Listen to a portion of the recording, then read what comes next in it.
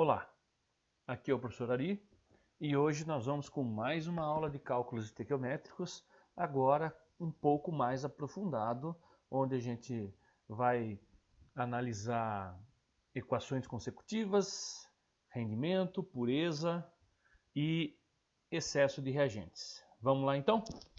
Bom, primeiro, o que são reações consecutivas? É quando nós temos duas ou mais reações que vão dar origem a uma terceira. E aí, o que a gente faz? A gente precisa resolver o exercício sabendo que o que eu estou querendo é em cima de uma coisa que está na reação de cima. Então, como que eu vou achar uma coisa que está na reação de baixo se a minha informação está na equação de cima? Então eu preciso obrigatoriamente somar as duas equações e transformar numa só, numa equação resultante, uma equação global, se vocês preferirem. Certo? Então olha só, um exemplo aqui, ó. Aqui está pedindo o volume de gás clorídrico, que está aqui embaixo, certo? Produzido a partir da reação de sódio metálico. O sódio metálico está aqui em cima, gente. Olha só, como é que eu vou fazer isso? Então eu preciso fazer a minha reação, a minha equação global. Então, como é que eu faço? Olha lá. Primeira coisa, eu tenho que lembrar que tudo que tiver do mesmo lado eu somo e tudo que tiver do lado contrário da setinha eu vou anular, eu vou ter que cancelar. Bom, então vamos lá. Olha só, como eu sei que aqui nessa equação aqui em cima eu tenho meio hidrogênio, olha aqui, ó.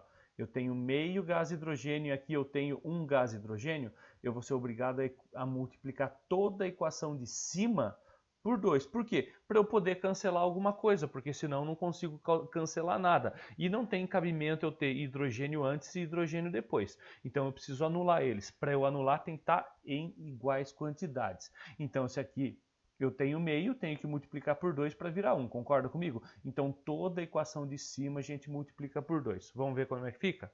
Olha só, ficou 2Na, porque era 1, ficou 2. 2H2O, porque era 1, ficou 2. 2NaOH, porque era 1, ficou 2. E meio H2O virou 1H2O, certo? E a de baixo, como eu não mexi, eu só copio. O que eu faço agora? Cancelo os dois hidrogênios. Cancelei os dois hidrogênios, o que eu faço? Copio o que sobrou. Tudo que está antes da setinha, tá vendo aqui, ó, o Na, o H2O e o Cl2, eu copio do lado antes da setinha. E o NaOH e o HCl eu copio depois da setinha. Lembrando que é sempre uma conta de mais, certo? Olha só como é que ficou, ó. 2Na, 2H2O e 1Cl2. Depois, 2NaOH e 2HCl. Está feita a minha equação. Agora eu vou ver o que o exercício quer. E o que ele quer? Ele quer o volume do gás, tá vendo? Ó? Ácido clorídrico também é conhecido como gás clorídrico, certo? Obtido a partir de 9,2 gramas de sódio. Então vamos lá. Primeiro, o que eu tenho? Eu tenho 2 mol de sódio e tenho 2 mol de HCl, ou seja, a proporção é exatamente a mesma. Vocês percebam que o exercício não está pedindo, eu não vou relacionar. Eu só relaciono o que é importante para mim. Nesse caso, o gás com o sódio, certo? Bom, mas vocês percebem uma coisa? A minha relação é volume e massa. Então, aqui eu tenho o quê? A massa do sódio. Então, eu vou ter que calcular a massa do sódio. 2 mol, 2 vezes 23. E vou fazer o quê? A mesma coisa com o volume aqui do gás clorídrico. Só que, se é volume, é 22,4. Por quê? Se está na CNPT, o volume é 22,4 litros por mol, certo? E como são 2 mols, multipliquei por 2. O que aconteceu? Aqui deu, eu tenho 2 vezes 23, que vai me dar o resultado, e 9,2 gramas, que é o que o exercício passou. E aqui é o que eu quero, certo? Como é que eu resolvo? Bom, olha só. 2 vezes 23 é 46. 2 vezes 22,4, 44,8.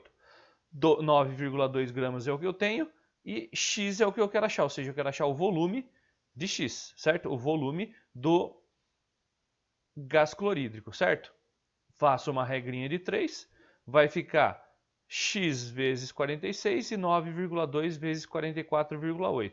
Isso aqui vai me dar um resultado de 8,96 litros. Esse é o resultado esperado do exercício, certo?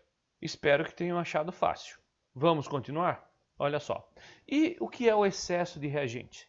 É o seguinte, vocês sabem que uma equação química ela sempre acontece de maneira proporcional. Isso todo mundo sabe. Sempre seguindo as leis de Lavoisier e leis de Proust. Ótimo. Mas será que sempre os reagentes vão estar na quantidade certa? Será que as pessoas ou os técnicos nunca erram e nunca colocam quantidades erradas? Se você for fazer um experimento em casa, por exemplo, você vai pegar bicarbonato na água, você vai colocar exatamente a quantidade certa do reagente? Eu acredito que não. Então, sempre que isso acontecer, é lógico que a reação vai acontecer.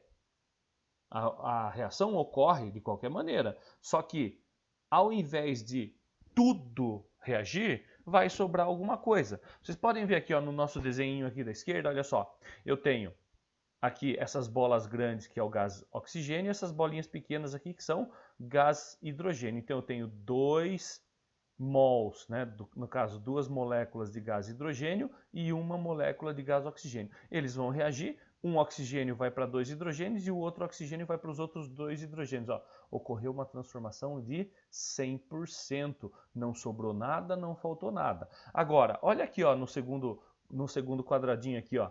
Olha o que acontece. Eu tenho 2 bolinhas de oxigênio e eu tenho 6 de hidrogênio. Mas o oxigênio não vai reagir na proporção de 2 para 1?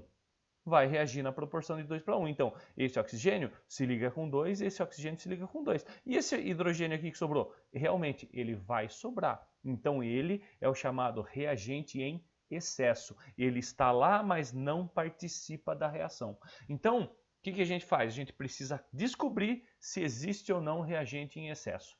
E isso tem que olhar a equação, como que a gente vai perceber se os coeficientes estão estequiometricamente distribuídos, certo? Vamos ver? Olha só, eu tenho um balão que contém 20 mol de ar, ou seja, aproximadamente 578 gramas da mistura gasosa. Lembre-se que o ar é uma mistura de N2 e O2.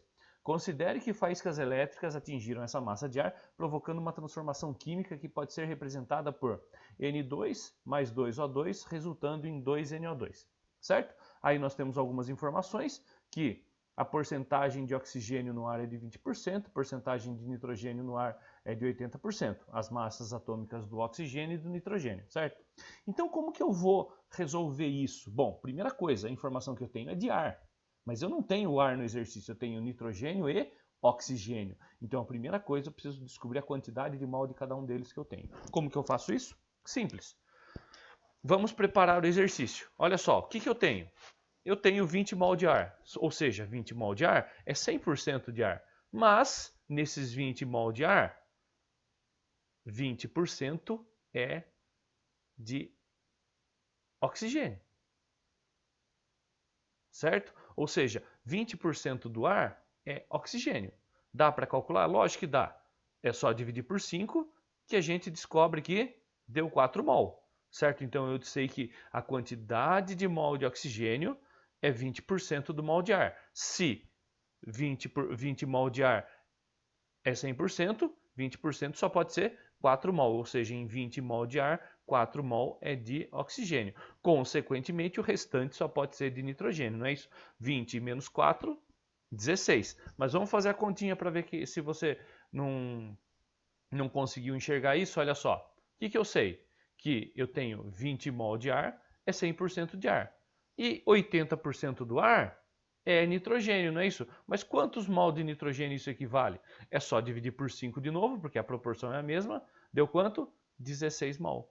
Então eu descobri que eu tenho 4 mol de nitrogênio, de oxigênio e 16 mol de nitrogênio. Bom, o que a gente vai fazer agora? Vamos para a equação, certo?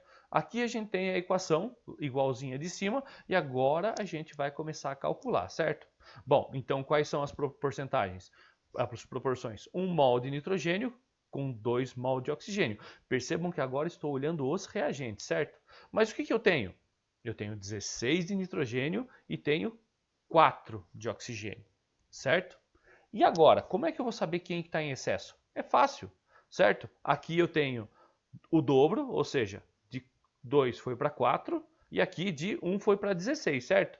Mas como que eu sei qual que está em excesso? É só olhar, ó, a menor diferença é o agente limitante, ou seja, aquele que está dando o limite da conta, e a maior diferença é o que está sobrando. Então a gente já percebeu que, no caso, o oxigênio é o limitante e o nitrogênio é o que está em excesso. Então, voltando lá, olha só.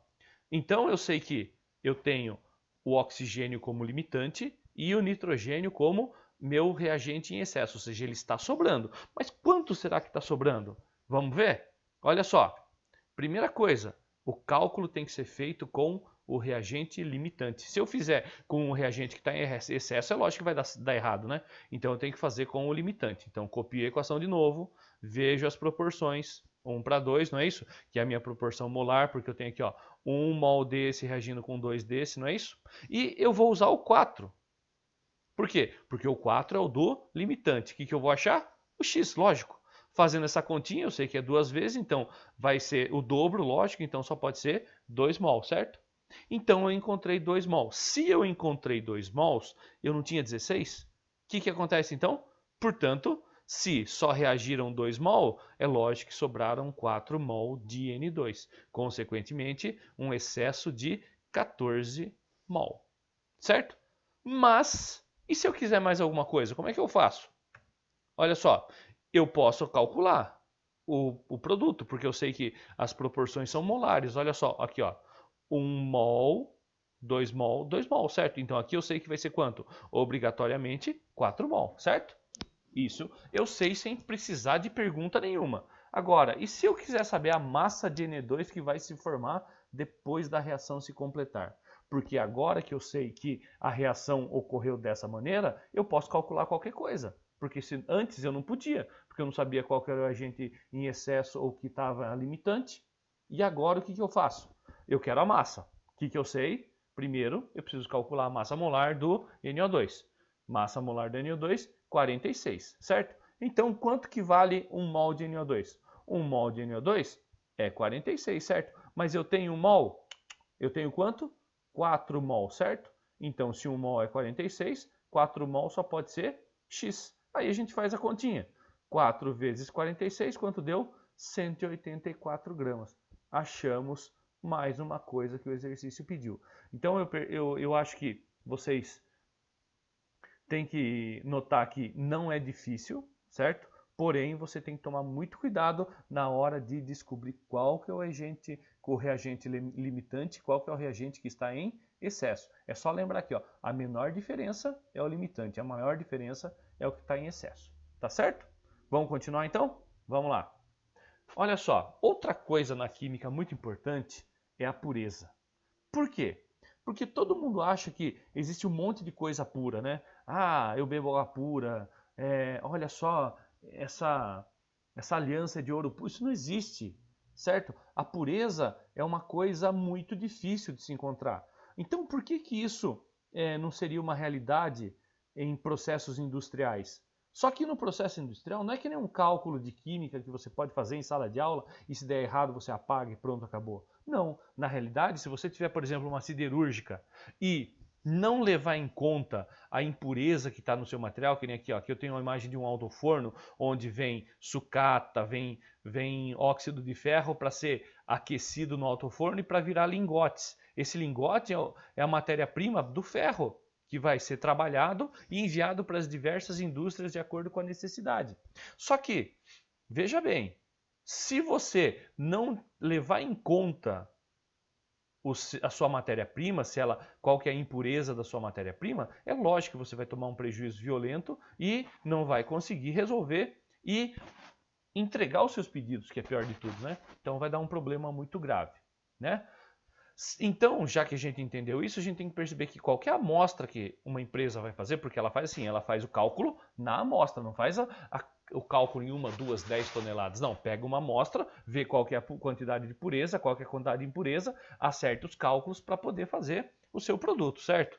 Então, no nosso caso aqui, a gente vai ter sempre uma amostra que vai ter uma parte pura e uma parte de impureza. E essas impurezas que não vão participar da reação. Por quê? É só a parte do material que participa da reação. A impureza não. Então, a gente tem que retirar ela para saber efetivamente quanto que vai ser produzido.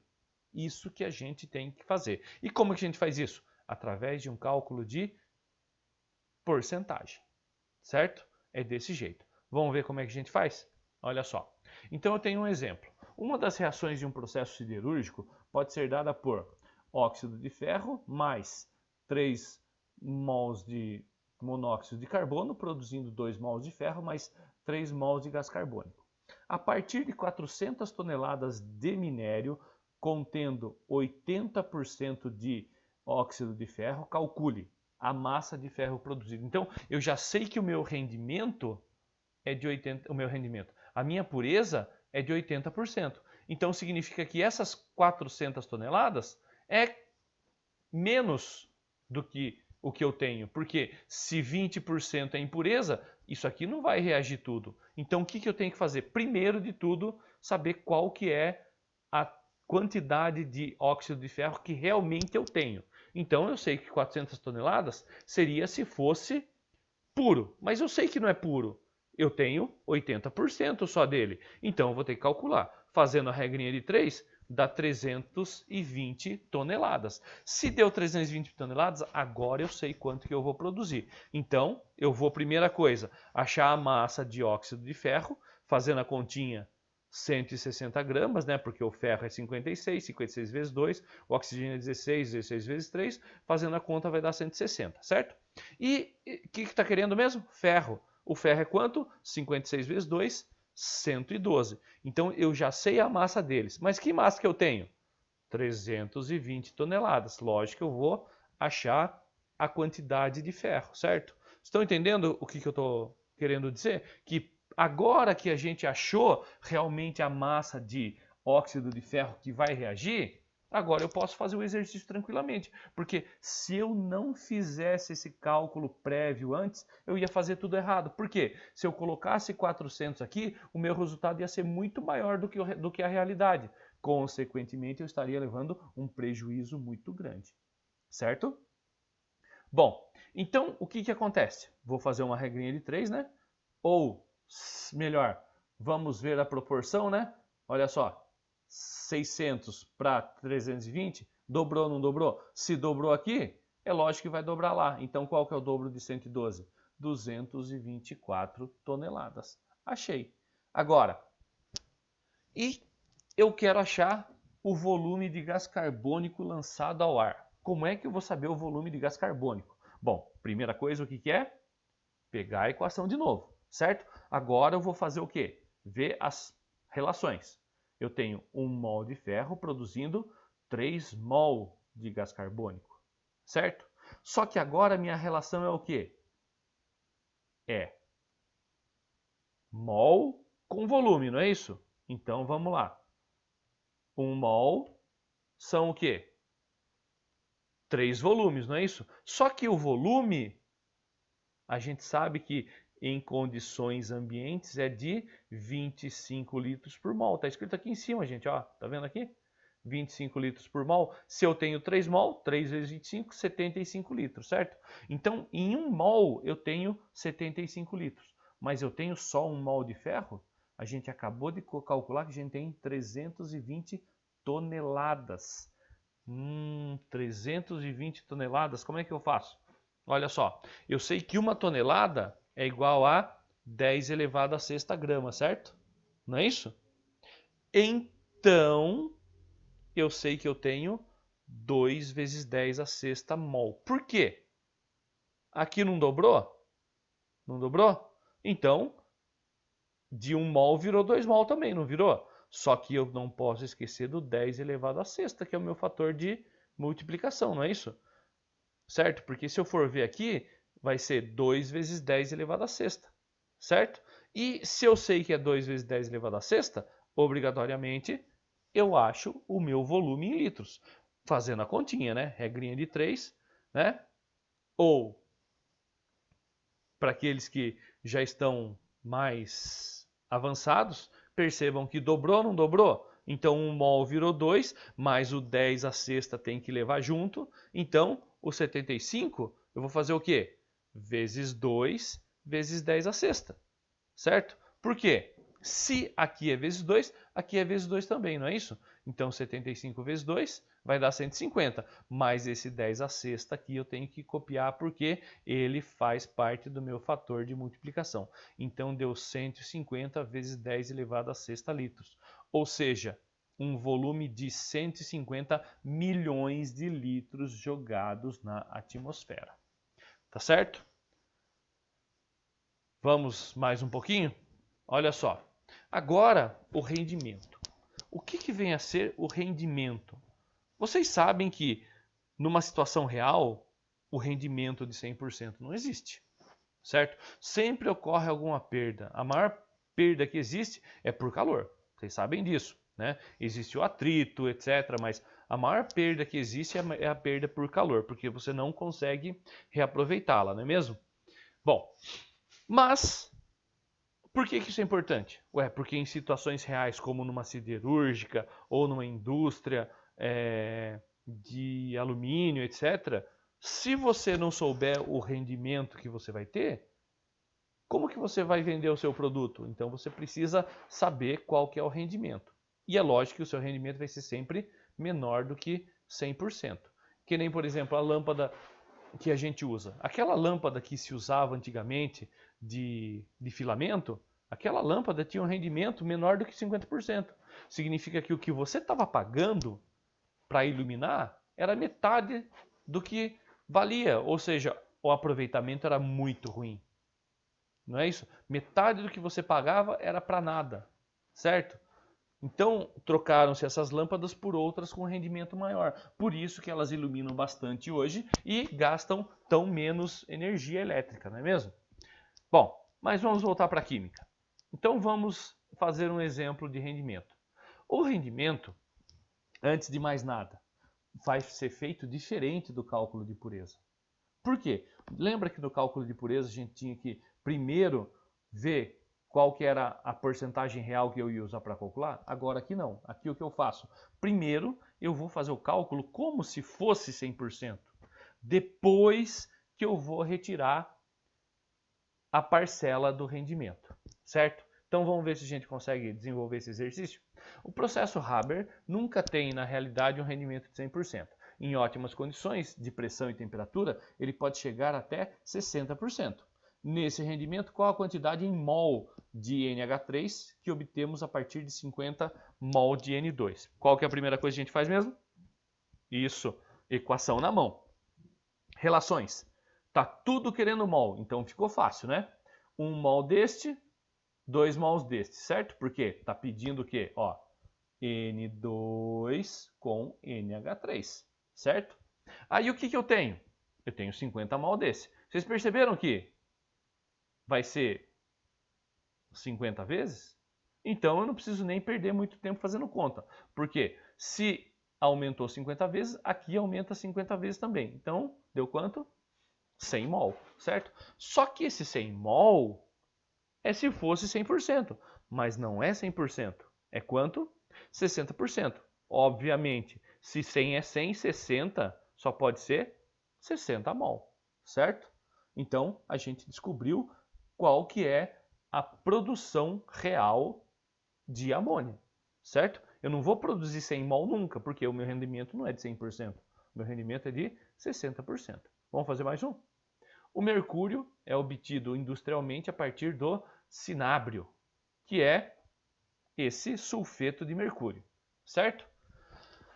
Se uma indústria obtiver, então dizendo que é uma possibilidade, certo? Toneladas de mercúrio a partir de 23,2 toneladas de cinábrio. Qual o rendimento do processo? Então vejam que isso daqui é uma possibilidade. O que é real é isso aqui, certo? Então o que eu vou fazer? Eu vou fazer em cima do 100%. Então eu sei que esse aqui é o real, né? Então, primeira coisa, equação na mão. Vou fazer as proporções. Olha só. Só que agora é massa, não é? Então vamos colocar as massas, certo? Massa de HGS, é só somar as duas, né? 200 com 32, 232. Massa do HG, 200, já está aqui. Isso é o que eu tenho proporcionalmente, isso é o que eu tenho estequiometricamente na equação, certo? É as informações que a gente é obrigado a saber extrair, certo? Aí o que o exercício passou? 23,2 toneladas. O que eu quero? Achar a quantidade de mercúrio, certo? Vou fazer uma regrinha de 3 ou eu faço diferente? Bom, eu prefiro fazer assim, ó, porque eu já percebi que aqui eu dividi por 10, não é mesmo? Se eu dividir por 10 aqui, eu também vou dividir por 10 aqui. Então, quanto deu? 20 toneladas. Só que essas 20 toneladas seriam se fosse quanto? 100%. Mas eu sei que não é 100%. Por quê? Porque eu não tenho 20 toneladas, eu tenho quanto? 19.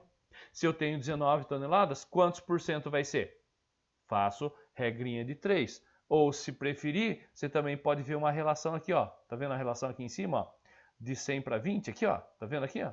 Aqui não é só multiplicar por 5? Então, se eu pegar o 19 e multiplicar por 5, eu vou ter o mesmo resultado, certo? Mas vamos fazer por regrinha de 3. Olha só, 20 vezes x igual a 19 vezes 100. Isso aqui vai dar 1.900 dividido por 20, que deu 95% de rendimento, que é o que se espera se por acaso obtivesse 19 toneladas do mercúrio. Tá certo? Espero que tenha sido bem produtivo e que vocês consigam fazer todas as atividades. Até a próxima!